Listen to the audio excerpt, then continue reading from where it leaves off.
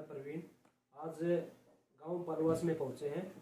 तो हमारे साथ में जुड़े हैं हमारे बड़े भाई उपेंद्र राणा फ्रॉम हरियाणा। किसी परिचय के मोहताज है नहीं, लेकिन मेरा फर्ज बनता है भाई का परिचय करवाना। तो आज हमें मिलके भाई से बड़ा खुश हुआ मैं, और साथ में भाई से पूछना चाहता हूँ, आप गांव में विकास के बारे में आप कितना संतुष्ट हैं जो गांव में सरपंच द्वारा जो आज ये जो विकास हुए हैं 5 साल के इस कार्यकाल में? देखिए, ऐसा है कि जो हमारे जो सरपंच साहब हैं, माननीय आदरणीय श्री नरेश तंवर जी हैं, बहुत ही अच्छे और बहुत ही सुशील व्यक्ति हैं, बहुत अच्छे व्यक्ति हैं।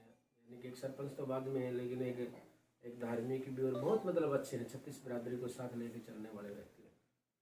और गांव में विकास की बात हम करें तो गांव में के अंदर सभी गलियां जो है, सड़क जो है सारी पक्की है, और भी काफ़ी अन्य अन्य काम हुए हैं गाँव में। बहुत अच्छे काम किए उन्होंने गाँव में। काफ़ी मतलब एक जो हर गांव मतलब पहले कभी नहीं हुआ था गांव में, वो सारे काम हुए हैं, उनसे हम तो संतुष्ट हैं। बाकी ग्रामवासी भी संतुष्ट हैं, इसलिए शायद उनको सरपंच बनाया हुआ। सरपंच साहब काफ़ी अच्छे मेहनती और जुझारू व्यक्ति हैं।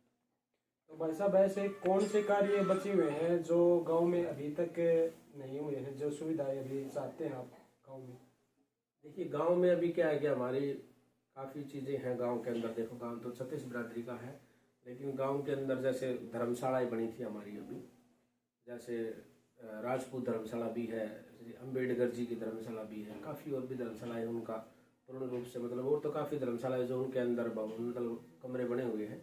लेकिन अम्बेडकर धर्मशाला में और राजपूत धर्मशाला के अंदर जो है कि उनके अंदर कमरे की व्यवस्था नहीं है। अगर हम चाहते हैं कि देखो, अब तो इनका समय भी पूरा हो चुका है, जो सरपंची का जो इनका प्रधान का जो कार्य था वो कार्यभार पूरा हो चुका है। लेकिन नेक्स्ट टाइम कोई भी सरपंच बने तो उन सब कामों करें, क्योंकि वो गाँव में जब आप एंट्री करते हैं तो वहाँ पे ठाकुर पालू सिंह जी का चौक है, जो हम सब गांव के युवाओं ने मिलकर बनाया था। जस्ट उनके पास में ये धर्मशालाएँ हैं दोनों, एक इधर अम्बेडकर जी की और इधर राजपूतों की धर्मशाला। तो उन दोनों के अंदर एक निर्माण होना चाहिए उनका, जो होना चाहिए थी डेवलपिंग, वो नहीं हो पाई है। लेकिन नेक्स्ट टाइम जब भी कोई सरपंच बने तो मैं यही विनती करूँगा, अब बनेगा तो गाँव का ही बनेगा सरपंच, तो बाहर का तो कोई बनेगा नहीं। गाँव के अंदर तो गाँव का बनेगा, लेकिन सबसे पहले ये काम करें। और गाँव में और भी 2-4 काम है छोटे मोटे, जैसे स्टेडियम के अंदर पानी की व्यवस्था नहीं, महाराणा प्रताप खेल स्टेडियम है, उसके अंदर बच्चों को पानी पीने के लिए व्यवस्था नहीं है, वो सब होनी चाहिए। और भी 1-2 काम है, जैसे समय समय पर तालाब जो है गांव के अंदर, कुछ कुएँ तालाब में, तो उनकी भी सफाइयाँ होनी चाहिए, ताकि हमारे पूर्वजों की जो बनाई हुई धरोहर है वो सुरक्षित रहे। और हमारे गाँव का जो कि नाम है कि भाई गाँव के अंदर इतने कुएँ हैं, इतने तालाब है, मंदिर है, तो उन सबकी सफाइयाँ समय समय पर होनी चाहिए। तो भाई साहब, आपका नाम बहुत सुना है, तो आप युवाओं के जो आदर्श हैं, आपको आदर्श मानते हैं युवा, उनको युवाओं को आप क्या संदेश देना चाहोगे?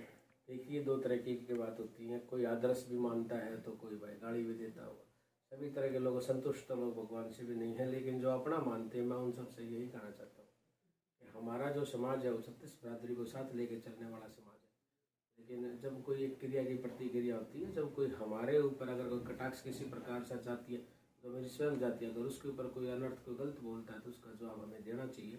क्योंकि जो जिंदा जो होते हैं उनको जवाब देना चाहिए, क्योंकि जिंदा को वही कहलाती है जो कि अपनी बात को रखते हैं। और युवाओं को तो यही कहना चाहूँगा कि पढ़ाई का जो स्तर है, जो शिक्षा का जो स्तर है, कहते हैं ना कि अम्बेडकर जी ने एक बात कही थी कि भाई शिक्षा वह शेरनी का दूध है, जो पिएगा वही दाड़ेगा। तो अभी जो समय है वो प्रजातंत्र है, लोकतंत्र है, कॉन्स्टिट्यूशन से संविधान से देश चल रहा है। तो संविधान के दायरे में रह के हमें पढ़ाई सबसे, शिक्षा सबसे जरूरी है।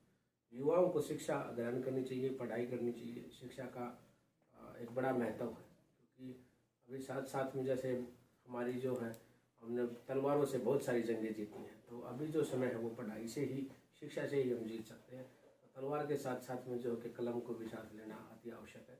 तो पढ़ाई जो है कि युवाओं को, जितने भी मेरे भाई हैं, बहन हैं, छोटे बड़े, तो शिक्षा में पढ़ेंगे, जब बड़े अफसर बनेंगे, एक लीडर बनेंगे, बड़े नेता बनेंगे, तो वो जब भी हमारे समाज की सेवा कर पाएंगे, जब भी हम सब की आवाज़ उठाएंगे, जब भी एक राष्ट्र की, देश की आवाज़ उठा पाएंगे, जब भी देश के लिए काम कर सकेंगे, अपने भारत देश के लिए, हमारा अखंड भारत जो है उसके लिए काम कर पाएंगे। जब हम शिक्षित होंगे, जब हमें नॉलेज ही नहीं होगी, जब हम शिक्षित नहीं होंगे तो हमें नॉलेज भी नहीं होगी कि हमारे देश में क्या बजट है, किस चीज़ की दिक्कत है, क्या महामारी है। जब हम शिक्षित होंगे तब हम घर से बाहर निकलेंगे, तब पता लगेगा लोगों को, और लोगों को पता लगेगा तो वैसे ही लोग अपने आप, जितनी भी जो डेवलपिंग होगी उसकी हमें पता लगता रहेगा और हम कार्य कराते रहेंगे। क्योंकि शिक्षित व्यक्ति ही सरकार से, तानाशाही सरकारों से, शासन से, प्रशासन से सिर्फ शिक्षित व्यक्ति ही लड़ सकता है। आप देखते हैं ना, जैसे ये मान लो आप छोटी सी बात है, किसी का चालान होने लग गया, आप और हम सब मान लो क्या है, आम आदमी है, ठीक है, एक मिडिल क्लास से आप सब हम सब यहाँ संबंध रखते हैं,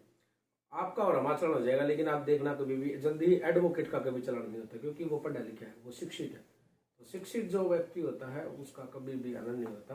तो शिक्षा जरूरी है। मैं तो युवाओं से यही कहना चाहता हूँ कि सभी काम जरूरी है, तलवार के साथ में कलम भी जरूरी है, तो पढ़ाई भी जरूरी है। तो इसी के साथ में भाई साहब एक और है, जो सर्दी का मौसम है और आप समाज सेवा में हमेशा जो झुग्गी झोपड़ियों में रहते हैं उनके लिए स्वेटर वगैरह या कंबल वितरित करते हैं, तो आप औरों को जो हैं उनको क्या वो करोगे, प्रोत्साहित करोगे, वो प्रेरित करोगे कि सर्दी से जो लोग हैं झुग्गी झोपड़ियों में रहते हैं उनको कि वो प्रोत्साहित होके प्रेरित होके वो भी कुछ वो करें? हाँ, कार्य करें। देखिए ऐसा है, हमने तो अभी भी 9 वर्ष पे कंबल वगैरह वितरित किए थे।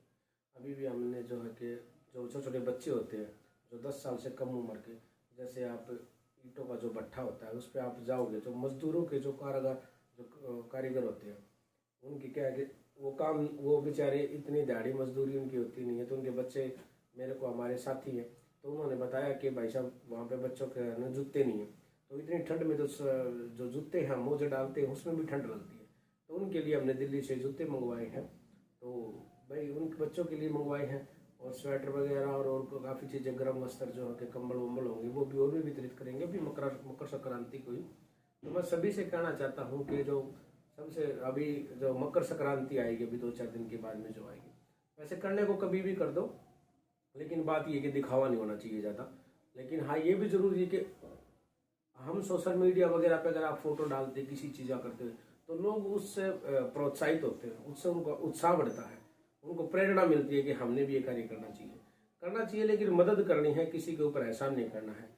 हम सब कौन है मदद करने वाले? भगवान है करवाने वाला, परमात्मा ईश्वर है करवाने वाला। तो लेकिन मैं युवाओं को यही कहना चाहूँगा कि जो भूखा है उसको भोजन दें, और जिसके पास में कपड़ा नहीं है, जिसके पास में वस्त्र नहीं, उनको वस्त्र दें। यही क्षत्रिय धर्म है, चाहे वो किसी भी समाज धर्म समाज से संबंध रखता हो, हमें कोई मतलब नहीं इस बात से। लेकिन हर व्यक्ति को कोई भी बस ये है कि भूखा कोई सोए नहीं और बगैर कपड़े के कोई रहे नहीं। हमारा तो ये मिशन है। Thank you.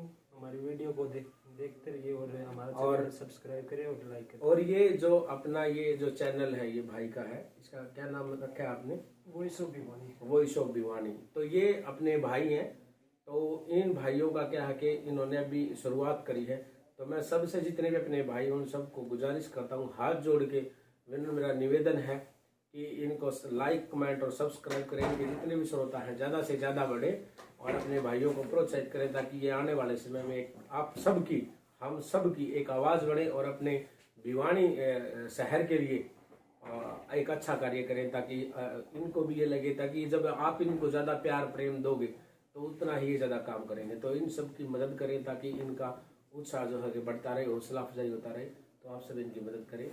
जय हिंद, जय माता दी। न्यूज अपडेट से जुड़ा रहने के लिए आप हमारे चैनल वॉइस ऑफ भिवानी, आपका चैनल आपकी आवाज़ से जुड़े रहें।